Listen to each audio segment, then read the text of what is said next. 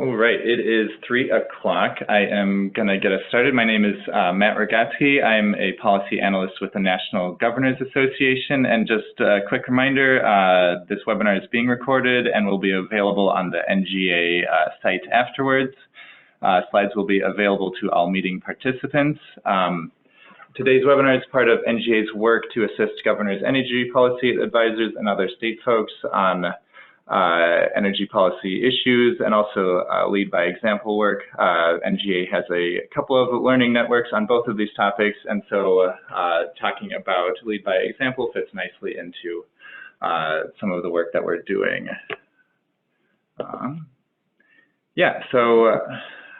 Just a level setting on NGA. We support all 55 states and territories. We founded in 1908. I work in the Center for Best Practices, where in the Energy, Infrastructure, and Environment Division, where we work with governors and states in finding best practices for how states can better achieve their goals and priorities. There's a number of other divisions within NGA, health, economic opportunity, Homeland Security and Public Safety, and education. And we all serve different capacities to help governors' offices. It's also an Office of Government Relations in a different side of NGA, and those folks advocate on behalf of states for federal relations in DC. So just a quick level setting on recent lead by example work that NGA itself has done. So in 2017, NGA hosted a series of retreats in Washington, Maryland, Mississippi, North Carolina, and Pennsylvania. Worked with states on, so an in-state retreat is where we work in one state. It's an outcome-oriented forum where we gather relevant stakeholders and experts to discuss a state-identified priority in those states. And then following that up in 2018, we hosted a workshop to summarize learnings and best practices. And afterwards, you can go in and see what we found there. We also had a financing workshop this last October, had 40 participants from 17 states, and we're releasing a follow-up paper in early 2020 to summarize some of those takeaways. This is just an example of some of the stuff that NGA does. We also provide technical assistance to states. We are releasing a number of publications on energy efficiency, clean energy, having some roundtables and summits on electric vehicle grid impacts, clean energy workshops, and rural energy affordability workshop as well. So stay tuned for those events. And just what we talked about in our October meeting, we had a number of one-on-one level conversations where we just set some level setting on what is going on or how executive orders themselves are set, some of the benchmarking tools that is being provided to ensure that energy efficiency targets are met in the buildings, and what financing tools are being used. So we looked at some traditional financing tools like leases attached to an energy savings performance contract, a bond or a loan, or some more innovative strategies such as green bonds or energy as a service models. And then also looking at some ways to incentivize state participation by looking into deferred maintenance or shared savings models. So we know that governors across the country are making lead by example a priority. There's a large opportunity for energy efficiency in state buildings, which can lead to cutting costs, reducing emissions, and governors have the unique ability to set energy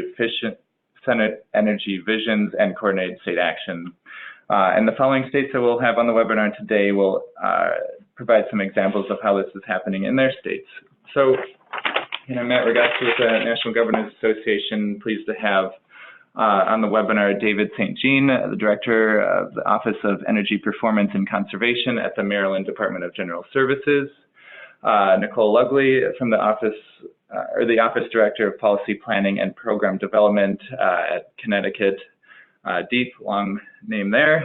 And then Hannah Waterstrad, the Director of Office of State Efficiency and Environmental Performance in Washington. And so we are going to get started with our panelists here after that, and we will get going with David first. All right. Good afternoon, everybody. Well, I should say, I suppose it's morning for some of us. Happy Friday, anyway. I think it's Friday everywhere. I am the director of the Office of Energy Performance Conservation. I have spent before here a couple years at US DOE, and then 5 years at the State Energy Office, Maryland Energy Administration.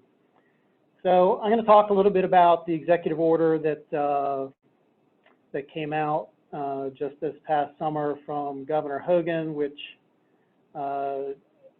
initiates a savings goal, new savings goal for state buildings.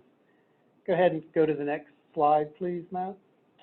Yeah, so when I was at MEA, I worked a bit with state agencies and found that one of the biggest problems was motivating other state agencies to do energy efficiency work in their buildings. And that's a large portion of what my office does now is we oversee the energy efficiency work in basically almost all state buildings, or at least we have some influence or some control over what goes on in a lot of state buildings. Next slide, please. So sticks, right? The state seems to be able to demand and command agencies to do things through legislation or through executive orders. We are a little short on the carrot aspect of it. We can't seem to motivate agencies other than telling them what to do. There are a couple of things that I know a couple of states have shared savings opportunities for state agencies in which, at least performance contracts, they can share in some of any excess savings above the guarantee. In our state, we've gotten a lot of traction in our performance contracting program by including a lot of deferred maintenance items in our projects, which for state agencies has been very useful because I'm certain that all states have backlogs of deferred maintenance. There's always a shortage of capital to address these kinds of things, and through our performance contracting program, we're able to address a lot of things that wouldn't otherwise get done. And then, of course, there's the potential for bragging rights. We used to have a 16-agency challenge in which we pitted 16 agencies against each other, gave them a baseline, gave them a goal, and whoever saved the most energy got to go to a very nice event where the governor attended and the press was there and the secretary of that agency would get an award. It seemed to motivate them pretty well. Next slide. So the executive order. You can read here that we have a 10% savings goal over the next several years based on an FY18 baseline. The executive order itself tasks my office with several different things. We sort of take the lead on reporting and auditing buildings and tracking progress towards the goal. But I think what I want to stress here is that that executive order was written essentially by my office with some input from the State Energy Office.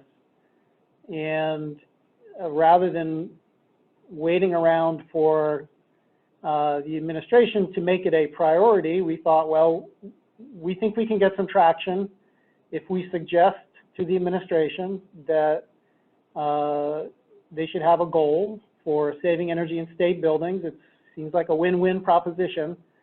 And when we were drafting the executive order, we took in mind the fact that our governor is focused on saving tax dollars.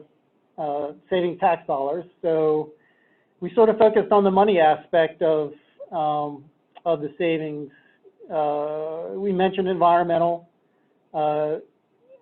benefits from saving energy in state buildings, and we talked a bit about other aspects of it, but we really focused on the fact that we were being good stewards of state tax money by setting this goal and working towards this 10% savings goal. And I think it was a bit of a revelation to me that at our level in state government that we would be able to do this, that we could sit down in the office, we could draft language for an executive order, and then run it up through the chain of command and submit it to the governor's office, and after a few months it was issued. It was, I will say too, that the response from other agencies since the executive order was issued has been very positive for us. We've gotten a lot of buy-in from other agencies. There's been some grumbling, but in general, I think people see it as a reasonable goal, which is the other benefit of developing an executive order by the people who are going to be implementing the executive order. So we had a pretty good idea of what we could do because we had all spent years working for the state and working in the energy field. And we sat down, we talked about, you know, what should be the aspects of this executive order that are attainable, that are still have a positive impact, and who should be involved in it, et cetera, and came up with something I think that has gotten pretty wide acceptance. And I think in part the acceptance is because it was developed with our sister agencies in mind. Let's go to the next slide, please. Right, so as I was saying, the acceptance level amongst other agencies has been pretty good. We had assigned several tasks in the executive order just for my office, as I mentioned earlier, but we also knew that my office alone at 10 people wasn't going to be able to attain the goal through our own efforts. So we had to loop in other agencies. So we are very fortunate to have a statewide utility database. So we track the energy usage of all state agencies. So we were able to pull the database and discover that only 20 agencies or university campuses are using 90% of the state's energy. And when I sent out invitations then to representatives of those 20 agencies, the response was very good. We've had one meeting, we're scheduled to have another one next week, and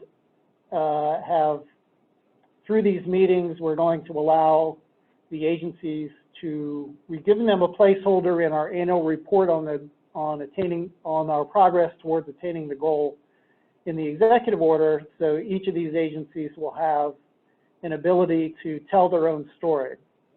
So for instance, the university system they're a little concerned that the goal was established based on energy use in buildings, when the university system, basically university campuses are the growing end of the state. They put up buildings every couple of years. And so it's going to be very difficult for them to attain the goal of a 10% overall savings if they keep adding buildings. So we've given them an opportunity through their input in the annual report to maybe focus a bit on EUI, the fact that even though they're adding buildings, they're reducing the energy use per square foot of each building. So I think that was one reason that helped get such sort of broad buy-in from other agencies for this executive order. Next slide. Yeah, so that brings up financing, which is something that I'm currently working on. The state is, as far as energy performance contracting, the state is, we've been doing it for more than 20 years. And it's a very well-established program. The state treasury goes out to the capital markets every year or so and develops leasing arrangements. So getting money for doing performance contracting has not been a problem. There's also, for non-performance contracting jobs, there's a state agency loan program run by the State Energy Office. But unfortunately, it's severely underfunded for addressing the goals of the executive order. So I've reached out to another sort of pseudo-state agency that has a financing arm, and we're in discussions now for creating a separate loan fund for agencies to address the measures that we're going to be identifying through audits that we're performing under the executive order. Next slide, please. And I guess that's, you know, what I wanted to stress in this is that I would not wait for the administration to have a lot of concerns. I would not wait for them to, if in your state that you're not seeing much leadership from above, is that you can always lead from below. So make suggestions to the administration that, if they make sense to the administration, that quite potentially you're going to get an executive order issued that will help you sort of do your job and will help the state move forward towards energy efficiency goals for state buildings. Okay, great. Yeah, that's a good tip for everyone on the line here. So yeah, that's very helpful. So yeah, I'll probably follow up on that point in a Q&A session a little bit later on. But for now, I think we will move on to Nicole Lugley from Connecticut, and participants can put in questions into the Q&A box as we go along, but we will move on to Connecticut. Great, thank you, Matt. Good afternoon. So we were fortunate, similar to Maryland, that April 24th, 2019, Governor Lamont signed Executive Order 1, which is our Lead by Example Greener Gov initiative. So pretty exciting that for Connecticut, this was the first executive order of this governor. And what we were able to do is build upon prior efforts of Connecticut. We had a Lead by Example program since about 2012 that we were doing a lot of energy efficiency projects. So we had some foundation. But what this executive order does is, and we could proceed to the first slide, thanks. What this executive order does is it not only focuses on energy efficiency, but it also brings in goals for water conservation and for materials management in terms of sustainability. So we're continuing to still focus on our greenhouse gas emission reductions, but have a couple more goals. So this is really an opportunity to integrate environmental, clean energy, and economic goals while reducing the cost of government operations. And as we were saying, the impetus, this executive order, it really was its combination of our Department of Energy and Environmental Protection, our commissioner, really kind of bringing this to the attention of the governor, but as well in coordination with our Department of Administrative Services and our Office of Policy and Management, which is our budget. And DAS deals with a lot of the contracting as well. So we can move. So what I'm going to focus on today is, you can go to the next slide, some of the targets of the EO, Executive Order 1, and then also to talk about the governance that we have set up kind of in a short amount of time. We're pretty proud of this, how we've engaged other state agencies. And then I want to talk about our data collection and the reporting that we're required to do as part of EO1. So we've really had to ramp up pretty quickly with that. And then some of the foundation that we have from the projects that we've done from the past that we're going to be able to build upon. So you can see from this slide, pretty set targets there for greenhouse gas. Like I said, we're building upon, it goes from below our 2001 levels, that the target is 45% reduction, but now also adding, as I said, water conservation into that. So 10% reduction in water consumption from an FY20 baseline, and now adding the materials management, 25% reduction in waste disposal from an FY20 baseline. So you can see, especially I think folks know from a materials management perspective, some of these require more of a behavioral change, and the data for us is not as solid. And I'll talk about that later, kind of where the data is coming from. The most solid data that we're going to have from different buildings is going to be on the energy efficiency front. So next slide, please. So this is really one of the things that I feel like I'm most proud of at this point, is just how do you mobilize an effort like this, you know, with an EA1. And it really is starts from the top, the strong leadership from our co-chairs that we formed a steering committee. So we have Commissioner Dykes from Connecticut, so that's deep, Josh Gabal from Department of Administrative Services, and Melissa McCaw from Office of Policy and Management. And their strong leadership. What we have now is on a monthly basis, we've been having steering committee meetings. And what we've done is each state agency across Connecticut has had to designate a senior sustainability officer. So we call them our SSOs. And they come to these meetings and we talk about how we can comply with the targets of the executive order. And so far, as this slide represents, we have 40 agencies that are participating, and 29 executive branch agencies. So it's also pretty exciting from the voluntary state agencies that we have the universities that are coming. So University of Connecticut is really a strong player that we're excited about, because there's lessons learned from them. In some areas they're ahead of us that we're learning from them, especially kind of with some of the water conservation innovative practices that they've had. So next slide, please. So we've been focusing, so not only do we have the sustainability SSOs for each agency, but to really engage on how to begin to develop, identify projects to meet our goals.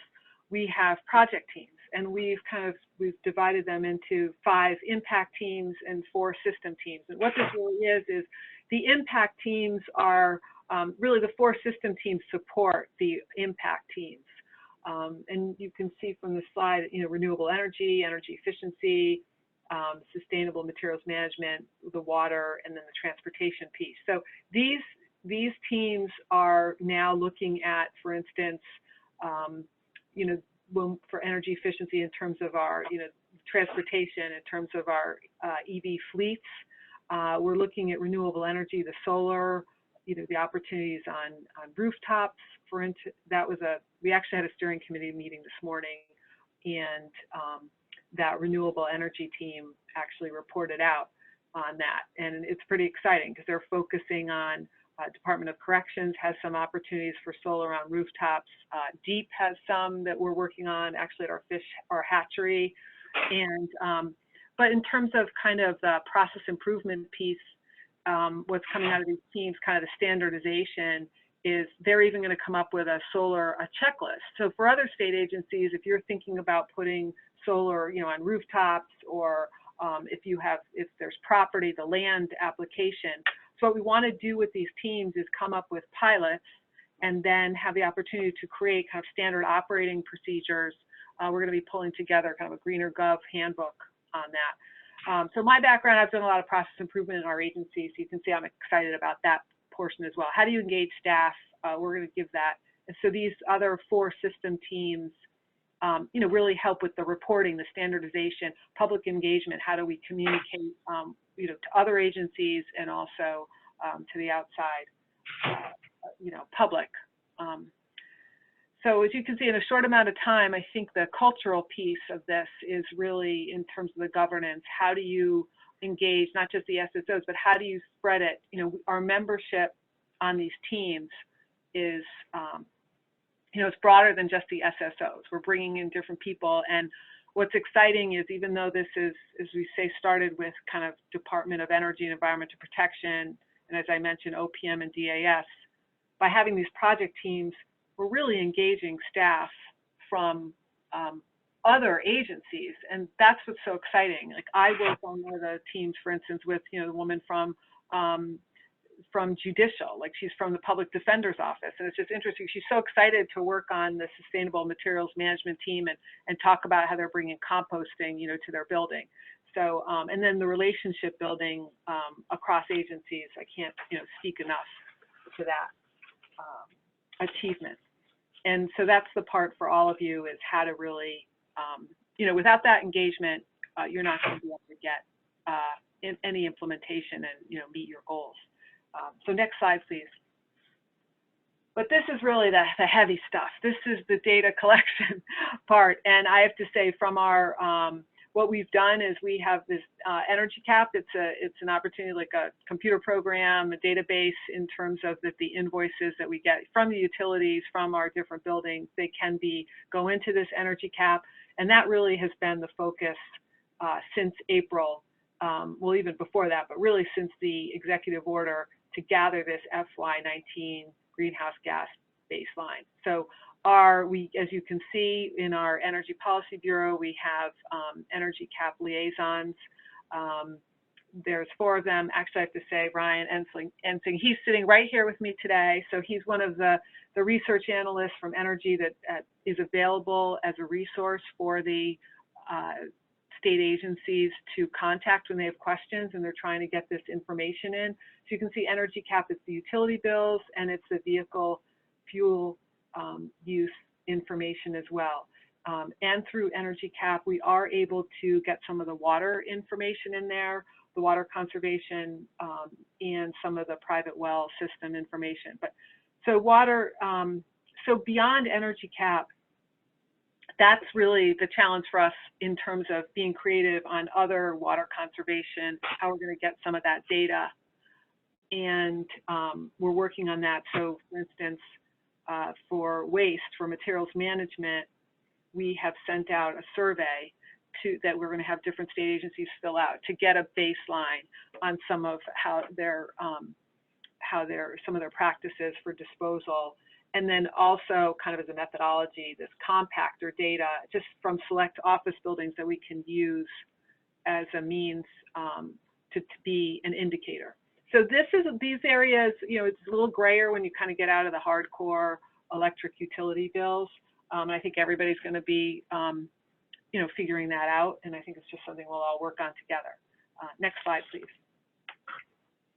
So this is a great slide just to show that it's interesting to take a step back and look at the statistics. When you look at, who are the top energy users, and when we think about some of the projects that we want to tackle, you really want to strategically think about prioritizing, on this slide, Department of Corrections is one of the top energy users.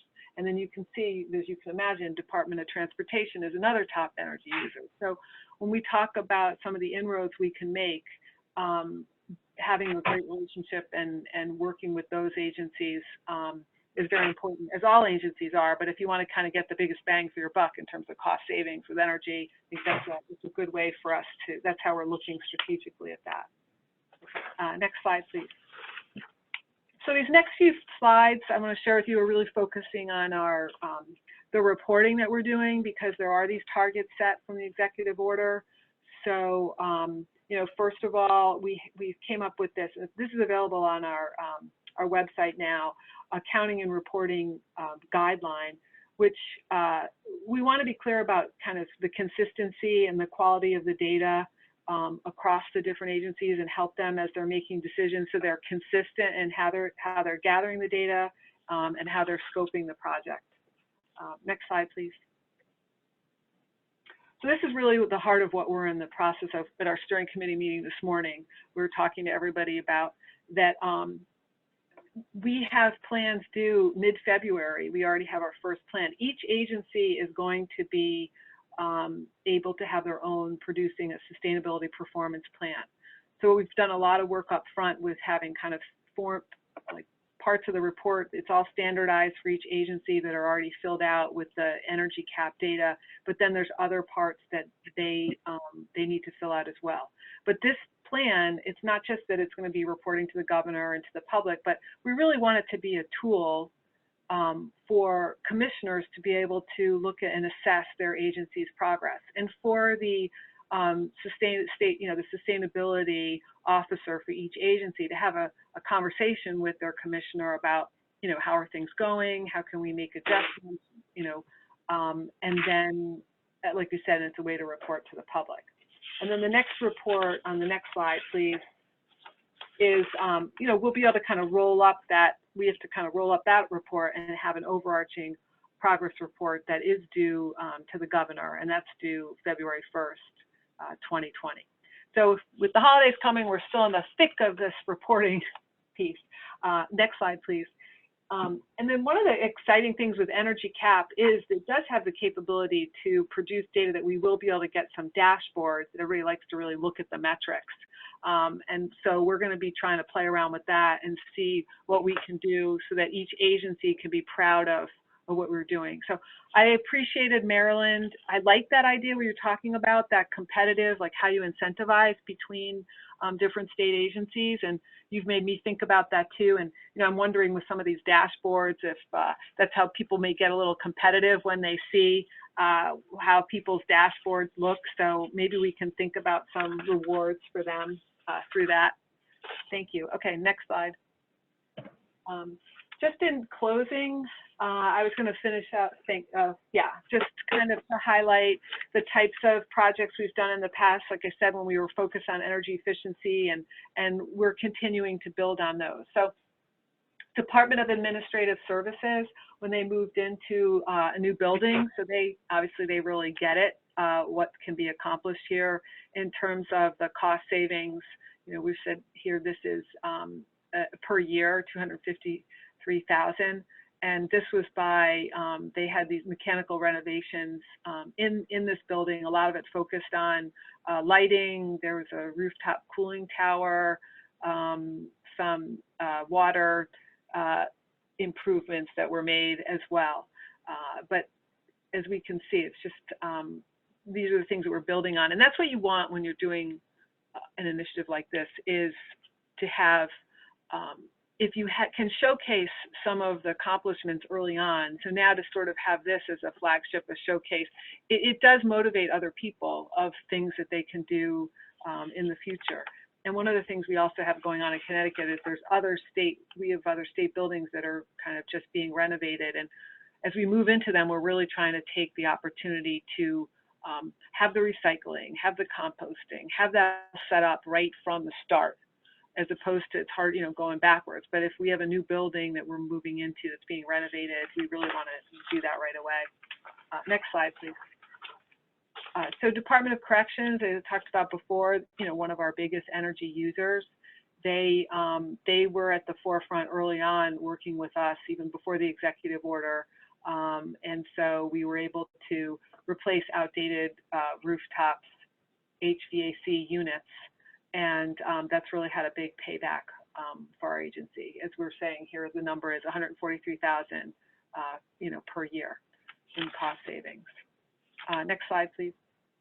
And then finally, from a materials management perspective, we know, food composting is one of the largest percentage of waste in terms of where we want to focus our time. And just within our own agency, DEEP, we have focused on trying to do composting. But that's something that we want to work more with other state agencies to really implement that as we move forward. So, thank you. Okay. Yeah, thanks, Nicole. That was a lot of great information, and great that you were picking up on some of the similar themes that David had talked about. And so, yeah, it sounds like there's a lot of good stuff happening in Connecticut too. Before we get to questions, we'll hear from Hannah. And again, folks can put their questions into the Q&A chat box, and we'll read out some of those after this last presentation. So, Hannah. Thanks, Matt. So I'm very happy to be here today representing the great state of Washington and the West Coast. I'm Hannah Stratton. I'm the Director of the State Efficiency and Environmental Performance at the State Energy Office at the Department of Commerce in Washington. Next slide, please. So the SEEP office was created by Governor Inslee's Executive Order 1801. We coordinate efforts related to energy efficiency, zero energy buildings, clean electricity, electric vehicles, solid waste, and sustainable purchasing. And we work directly with 14 state agencies, and actually we're going to be adding 2 agencies very soon. And these agencies together represent more than 90% of greenhouse gas emissions from state government. And we own or occupy the bulk of facility square footage and drive the most miles in state vehicles. We have established subject-specific working groups with agency representatives and an executive governing council that convenes monthly to solve problems, make decisions, and provide leadership for this work. Our governor attends these executive meetings on a quarterly basis, and you can see from the picture on this slide that we give him a lot to think about. We're really grateful for his direct involvement in our lead by example efforts. Next slide, please. So last year was a landmark year for clean energy legislation in Washington state. And one thing that SEEP is working on is creating a pathway to compliance for clean buildings legislation. This legislation will require buildings over 50,000 square feet to meet EUI targets that are based on the ASHRAE 100 standard.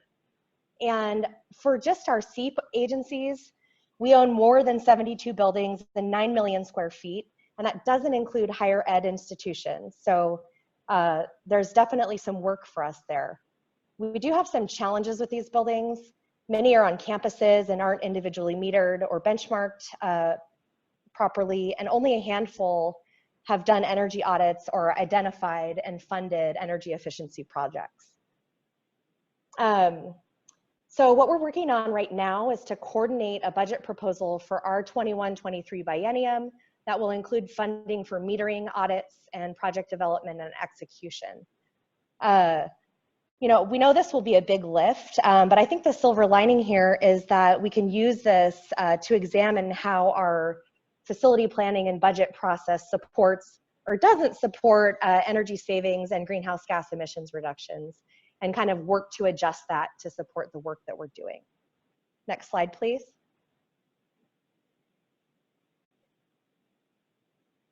So another goal that was articulated in the executive order is to reach zero energy or zero energy capable standards in new construction. So we've developed a zero energy toolkit to help state agencies and project teams take a structured approach to zero energy. And this includes key actions, and then tools, resources, and case studies to help guide zero energy project development. Next slide, please. So this toolkit is up on our website, and I just wanted to mention that because all of you can use it as well. It's publicly available, and it's something that we're adding to as we have more experience executing zero energy projects. With the next slide here, I will give you a little bit of a peek inside this toolkit. And so you can see here that we have some of the pillars of zero energy, things that we're working on, kind of a basic explanation of what is zero energy, a little bit about embodied carbon. And then we also provide guidance by building stages. So whether your project is in pre-design, design, construction, or occupancy, we've got specific resources that are geared towards state projects. Taking a one step deeper, if you can go to the next slide. When you click around on those boxes, you'll find these kind of specific resources. So we have some FAQs that help clarify zero energy. We have some guidance that helps agencies select the best project teams. So that's guidance for RFP and RFQs. And then we have some specific guidance to help develop agency standards. So this is stuff like information on owners' project requirements and basis of design. Go ahead to the next slide, please. So I want to talk a little bit about some things that we're working on right now and in the near future. We just finished accepting applications for our State Project Improvements Grant Program. This is a program that aims to increase the efficiency of planned and funded capital projects. So if you're an agency that has a building project that's funded in the capital budget, let's say you're doing a boiler replacement project, we will provide the funding to get you to a more efficient product or project. So this can include both a more efficient boiler, but also can include things like system controls and integration. So I'm really excited by the applications that we did receive. You know, it far exceeds the funding we're able to provide. And, you know, really what I was able to realize by reviewing those was just that our state agencies have some expertise here and are really, really excited to do bigger and better things and get that work funded. We're also working on an ongoing basis to adjust our existing business practices to support energy efficiency and environmental performance. So this includes facility planning and project development. We're also working with our Office of Financial Management to kind of adjust some of the guidance in our capital budget instructions to help better highlight energy savings and emissions reductions. It's been something that I think has been a little bit buried or invisible, and so our agencies don't get a chance to talk about that as much as they'd like to, and as such, I don't think that our legislature has the opportunity to really evaluate what the goals of these projects are as they relate to energy.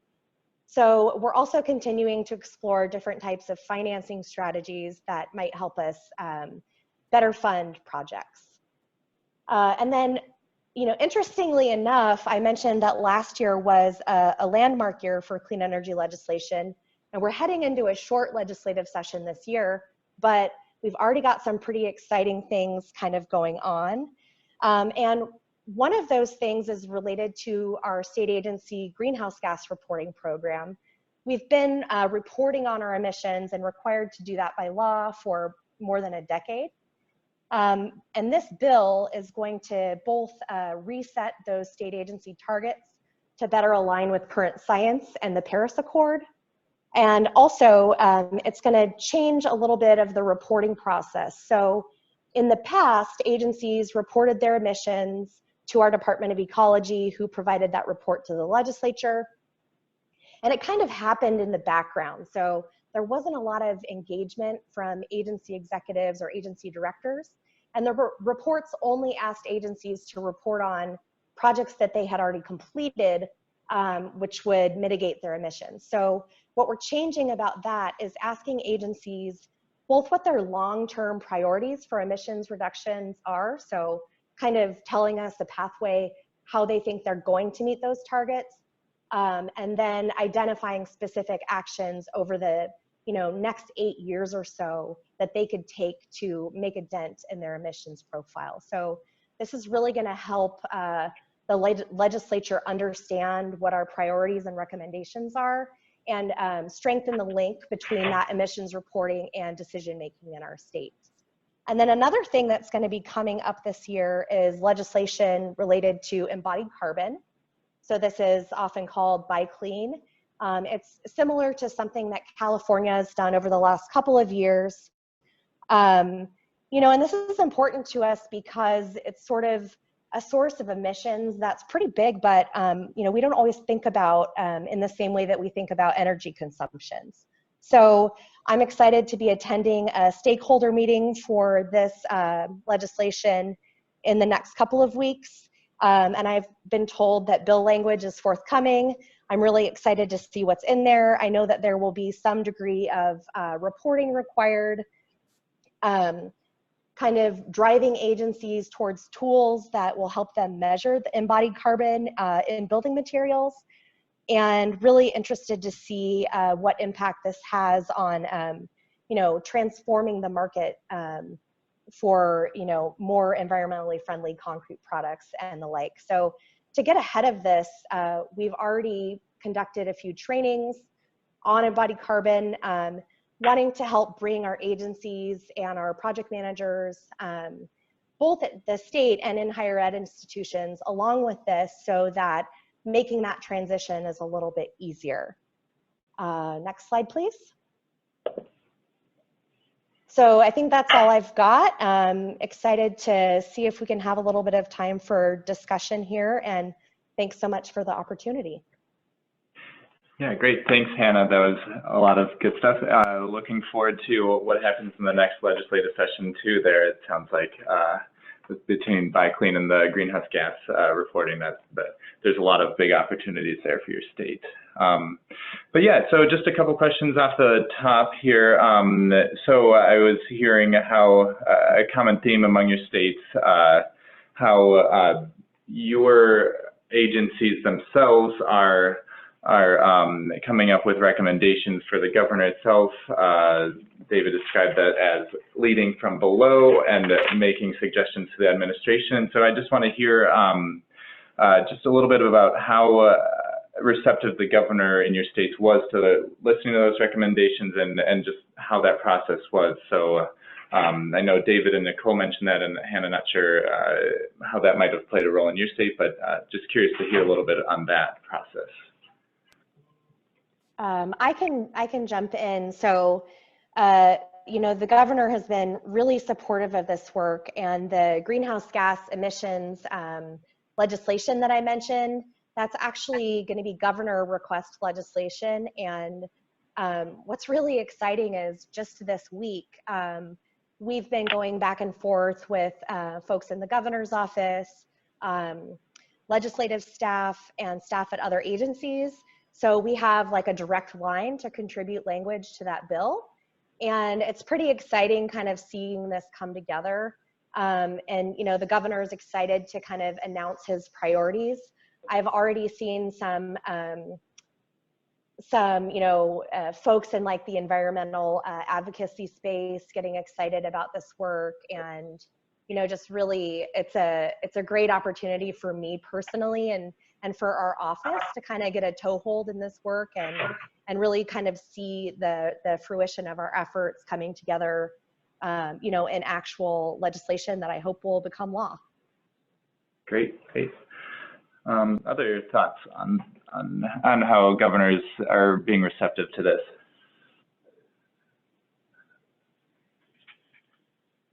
Well, this is Nicole from Connecticut.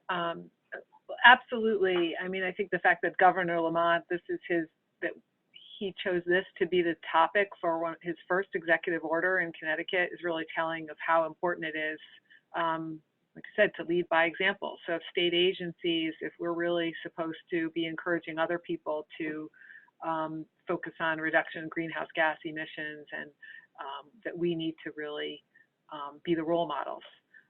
And also, just to make a plug for Connecticut, the third executive order that Governor Lamont has signed has to do with climate change, and it's for reduction in not only focusing on mitigation, but also bringing in the adaptation resiliency portion of that. Again, big focus on interagency. So a lot of the efforts of this governor is on that leveraging that coordination across state agencies, and also leveraging, another big part is like technology. And so looking at that and how that can provide efficiencies and cost savings.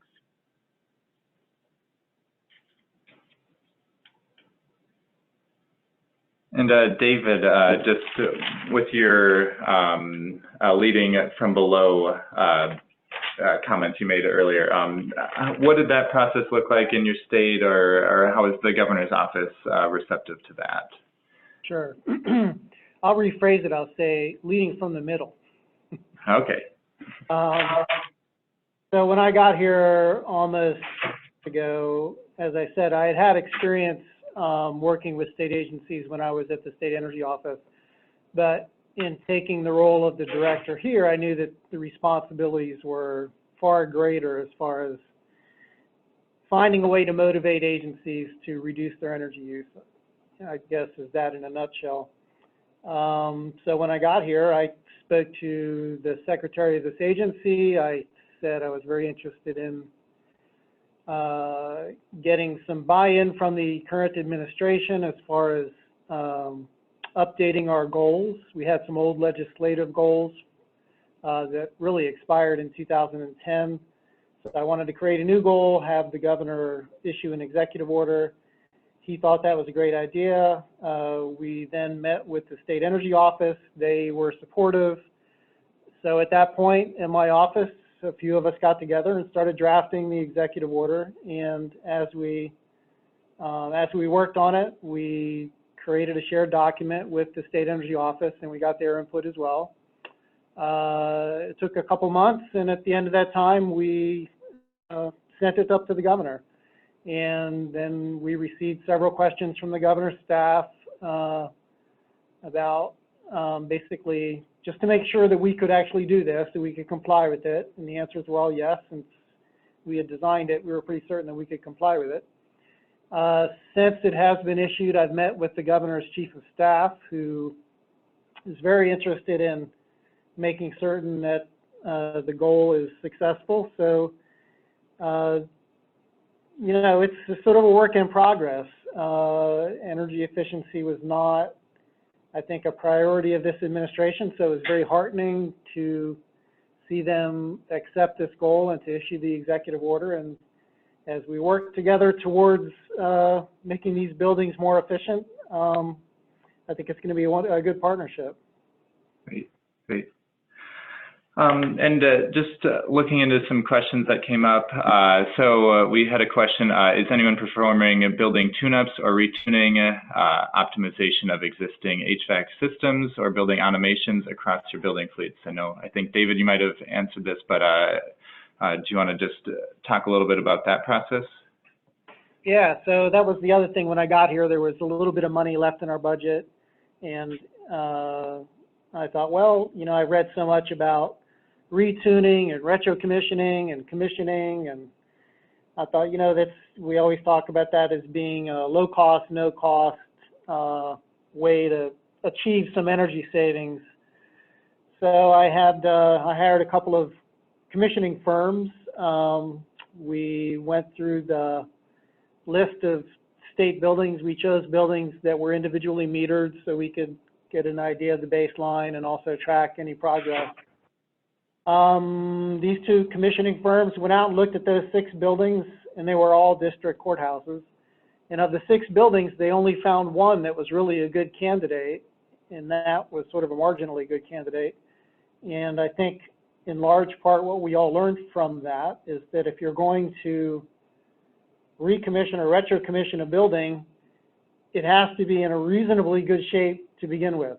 And I think I mentioned earlier about all of the deferred maintenance that most state buildings are subject to, is that the buildings that they went out to look at, I think the response was just tear them down and start from scratch.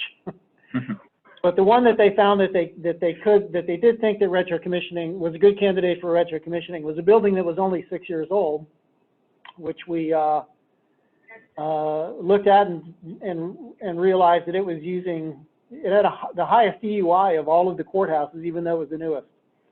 So go figure. And they're in there now actually looking at, apparently all of the building was being operated in manual. All of the controls had crashed, I guess, within a few years of its being built. So they're in there replacing some computers and some software and trying to get it back up to what its original design was as far as building controls are concerned. Great, great. Yeah, that's a great example. And then a different question for, it sounds like Connecticut. Someone was interested in the transparency of the agency dashboard information that you talked about. Is that accessible only to agencies, or is it available to the broader public? Oh, yeah, well, we will make it available to the broader public once we develop it. I mean, we just are now starting to get the data in. So, you know, we have these, one thing I didn't mention is what we've set up since we passed the executive order is to engage the state agencies. We have different levels of kind of, you know, little toe in what level of information they get in, and now we've been building upon that. But once that's in, we are going to be pulling those dashboards together, and they will absolutely be available on our website for the public. Great, great. Matt, I think I can add a little bit about data and transparency, because we've had our database up for about 6 or 7 years now, I think, and it's a pretty well fleshed out database at this point, and it is publicly accessible. You can't see individual utility bills, but you can see energy usage for each agency down to the building level if the building has a utility meter. Are you able to find if that's effectively used by folks? Is that used in any way for, like, I don't know, governor's awards or things of that nature? Yeah, we use it every day. Yeah, that's great. We also have my office purchases all of the electricity for state government use. So we use it for that. We use it for developing baselines for performance contracting projects and for tracking the performance of buildings that have gone through retrofits. We've also spent the last almost year now reaching out to agencies, having them update and fill in missing bits of information like the size of their buildings, the year the building was constructed, what its primary use is, and its relationship to a utility meter, since so many buildings are on central metered campuses. Right. Interesting. So, yeah, I want to turn to Hannah now, just talking maybe a little bit more about data, and a different topic you covered is embodied carbon, which isn't typically looked at when you're thinking about energy efficiency. That is a little bit more about just like how much energy your building is using, and can you maintain service by using less energy. So embodied carbon gets a little bit more into the process and buying energy, and that seems like it might be a bit of a difficult thing to track. And I'm wondering why is this important to your state now, how you'll look forward to accomplishing this, and maybe just how you're tracking that data too, is how much energy is in some of those embodied carbon processes. Yeah, thank you. So there is a data tool called EC3 that is under development right now in partnership with the University of Washington. And so this is really geared to help not just government agencies, but anyone, developers, kind of understand what's available to them in the marketplace in terms of concrete products with an environmental product declaration, or EPD.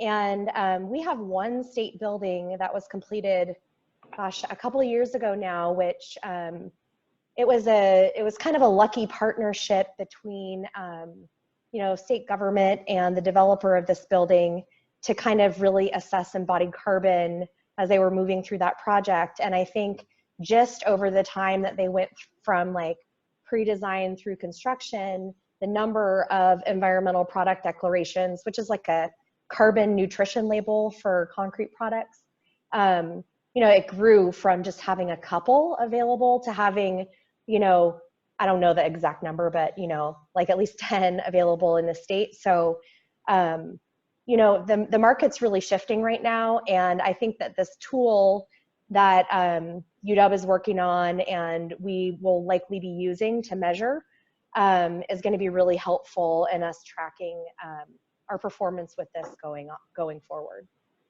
Great. Does that seem like it may be a replicable model for perhaps other states using this tool, or is it designed to work mainly with your state? You know, I haven't got a chance to use it too much, and we're really just getting started with this, but, you know, the hope is that it will, you know, have precedent and certainly could be replicable in other places. Great, that's great to hear. So I think just a couple minutes left. Just one last question for folks, for panelists. So looking ahead, just about getting to new legislative sessions, a few of you might have already mentioned what you're looking forward to, but what processes or steps do you see ahead in your future for lead by example activities, energy efficiency, and what involvement with maybe the governor's offices or legislative sessions seem to be a good opportunity in your states? So I can interject that we've introduced legislation for this upcoming session to basically put the governor's executive order into statute, so that when the governor leaves office, I mean, it's a 10-year goal, he'll be gone in 3 years because he's term limited. So, but the goal will remain after he's gone. Great. Great. Is that a process that you are looking to, or is that, does that have a precedent for happening with other executive orders? Not as far as I know. Okay. Well, we'll look forward to seeing how that may go. With Connecticut or Washington, any other upcoming activities? This is Hannah, and I'll just say that I'm glad to hear that Maryland is considering how to make that executive order, become part of statute. This is, as we've moved forward with the greenhouse gas reporting legislation, my office is directly named as a participant in that process, which is the first time that we've shown up in legislation and in statute. So that's been a question we've been asking, is really how do we codify the SEEP office and the work associated with this executive order, and in any way that can happen. I'm really excited, to think about that, whether it's in whole or just in pieces. So glad to know that's going on elsewhere. Great. Connecticut, just wanted to give you an opportunity for last word there.